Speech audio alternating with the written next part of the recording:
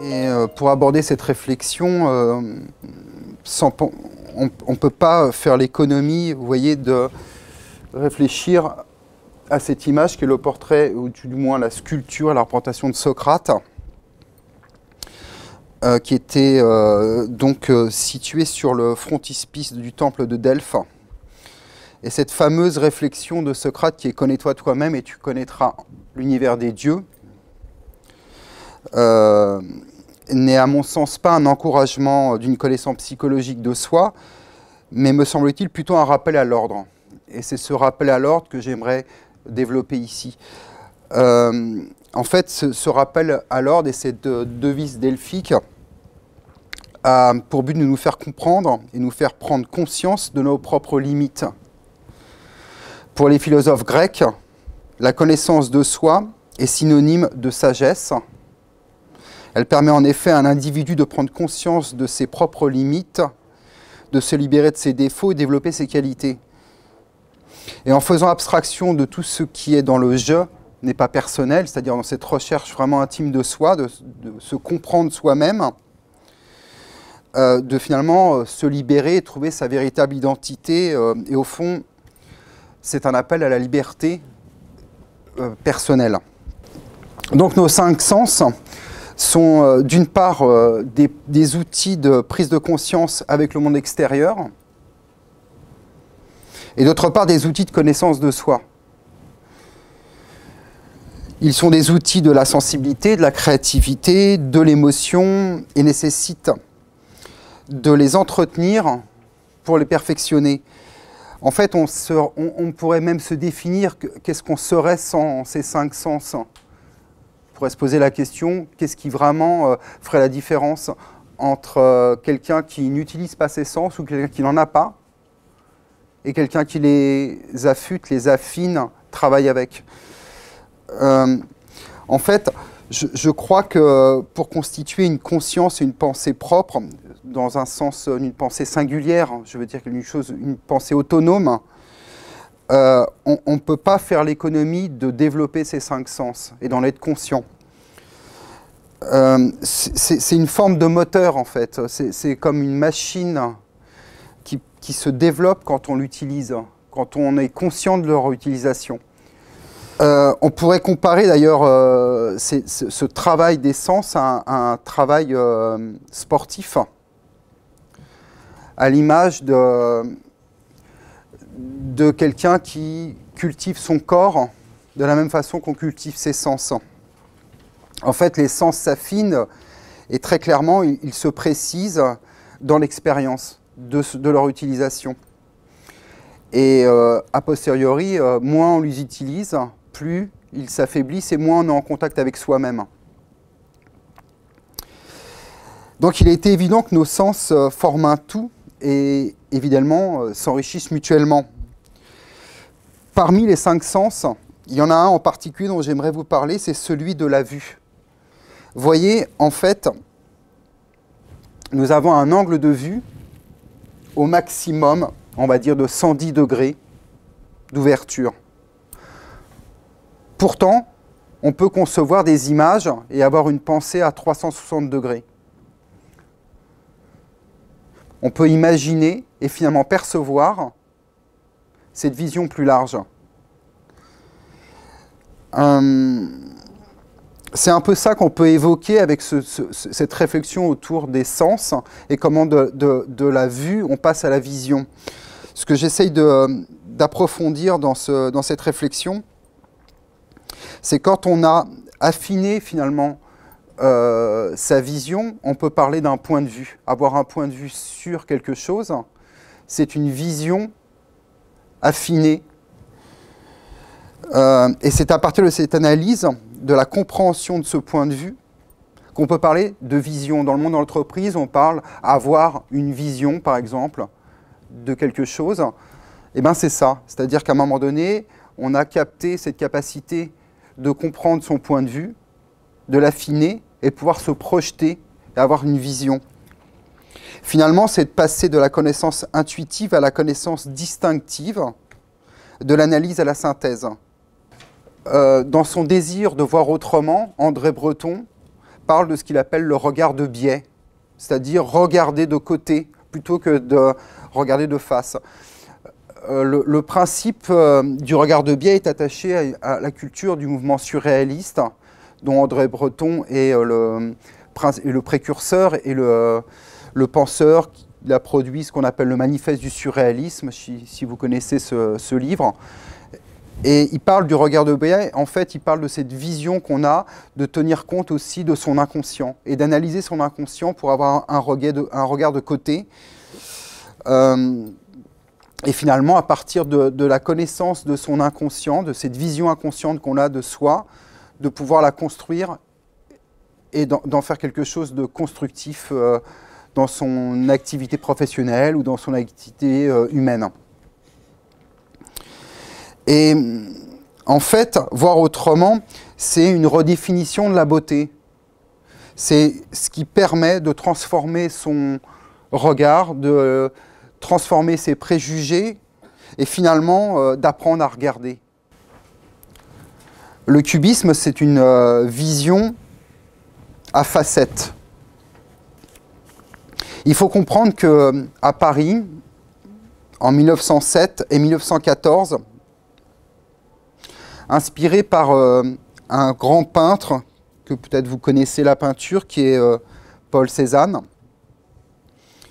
stimulé par les émules Braque et Picasso, encouragé par le poète et écrivain Guillaume Apollinaire, une bande de jeunes artistes déconstruisent l'image pour en inventer une nouvelle.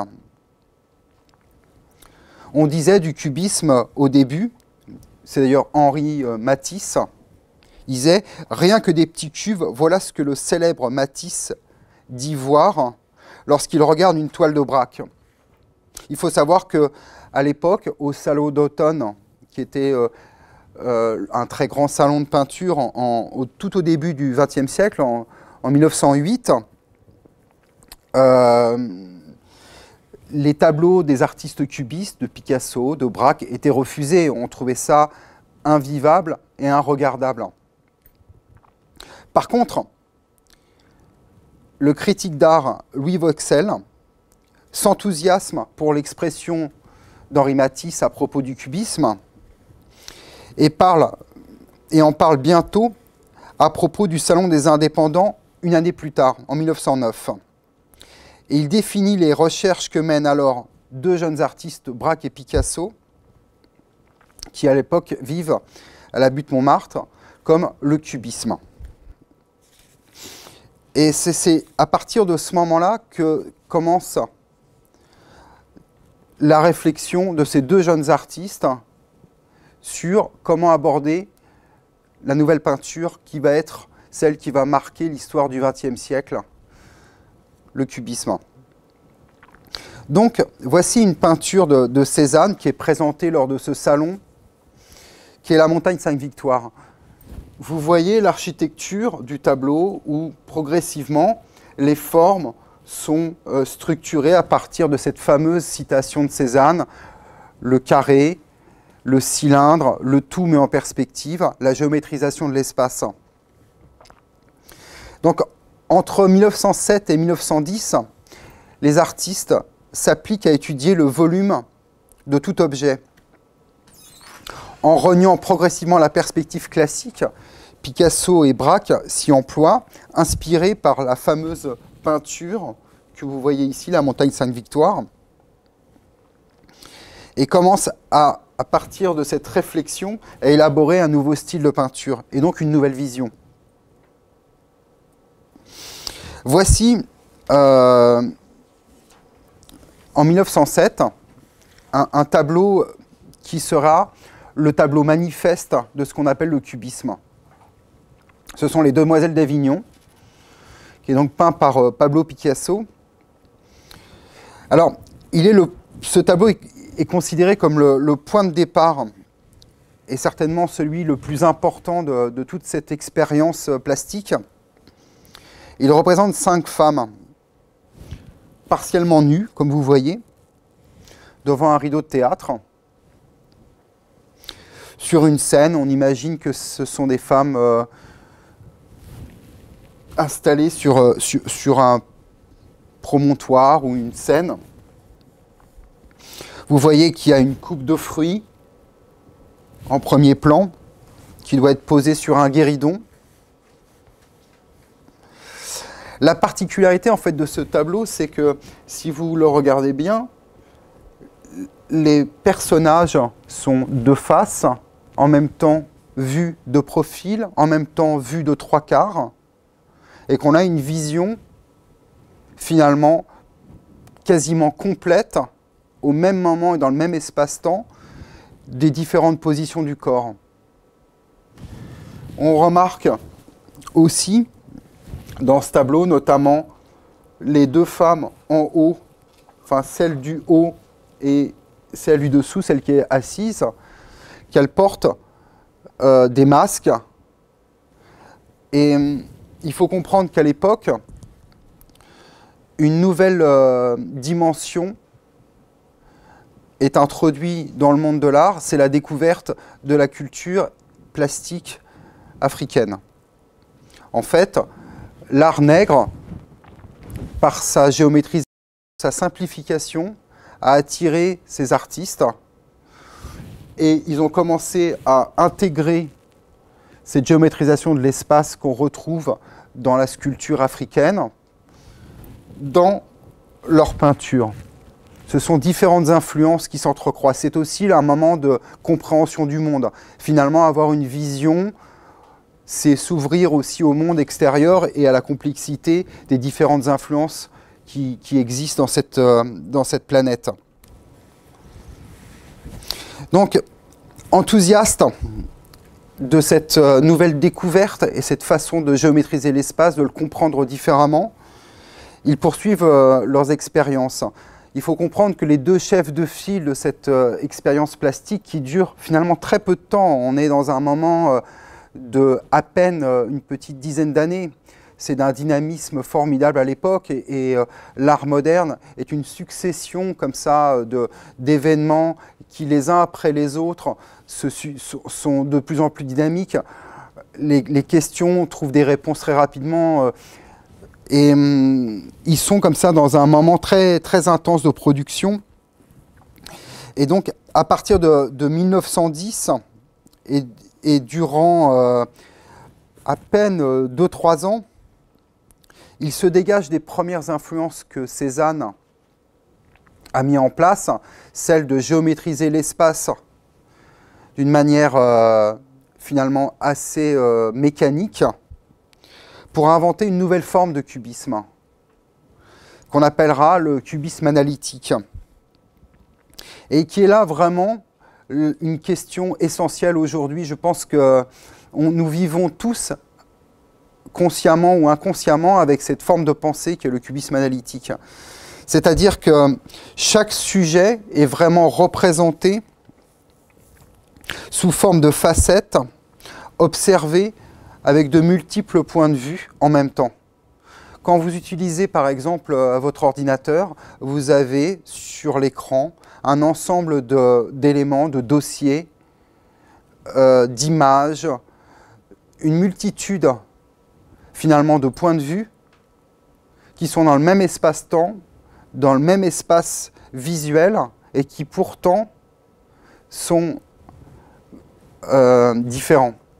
Est-ce que vous voyez ce que j'essaye de vous expliquer? Donc voilà une peinture de Picasso où il va au bout de cette démarche. Alors on se rend bien compte qu'il y a une économie de moyens plastiques, les tons sont très sobres, c'est plus tellement la question de la couleur que la perspective classique de la Renaissance, où on perçoit l'illusion d'une profondeur de champ, n'existe plus. Restent principalement les structures essentielles à la composition du tableau, qui nous permet de discerner finalement de quoi il s'agit, d'une carafe, posé sur une table. Et on est presque finalement sur une vision, comment on pourrait appeler ça si vous voulez, de quelque chose qui est une planche anatomique, presque disséquée, presque végétale, où on a une vision la plus épurée de ce que a été ou de ce que peut être une vision d'une carafe. Pour résumer un peu cette expérience, qui est l'invention du cubisme, il faut comprendre que c'est certainement le ou l'un des mouvements les plus importants de l'histoire de l'art moderne. Héritant donc des recherches du peintre Paul Cézanne sur la création d'un espace pictural qui ne soit pas simplement une imitation du réel, le cubisme, cette aventure humaine vraiment de très courte durée, parce qu'elle n'a duré que 6-7 ans, est d'abord une aventure de deux amis passionnés, Braque et Picasso. C'est important de comprendre que c'est aussi une aventure d'hommes qui tentent ensemble quelque chose de nouveau. Et cette vision jusqu'en 1907, qui se termine donc en 1914, invente quelque chose qui est, à mon avis, essentiel aujourd'hui, c'est de comprendre que on peut avoir un point de vue dans le même espace-temps sur un objet, par exemple, et que ce point de vue, en fait, il se construit de différents points de vue qui ne sont pas antagonistes. Si je veux faire un parallèle avec le monde de l'entreprise, vous avez régulièrement des réflexions autour du mode de projet collectif et finalement une réflexion à comment travailler collectivement. Bien souvent les égos, bien souvent les questionnements sont conflictuels et on a du mal à trouver sa place. En fait, cette démonstration de pouvoir avoir un point de vue, une vision qui accepte la multiplicité des regards pour fabriquer une image nouvelle, c'est l'expérience qui pourrait être l'idéal finalement d'un projet en mode collectif.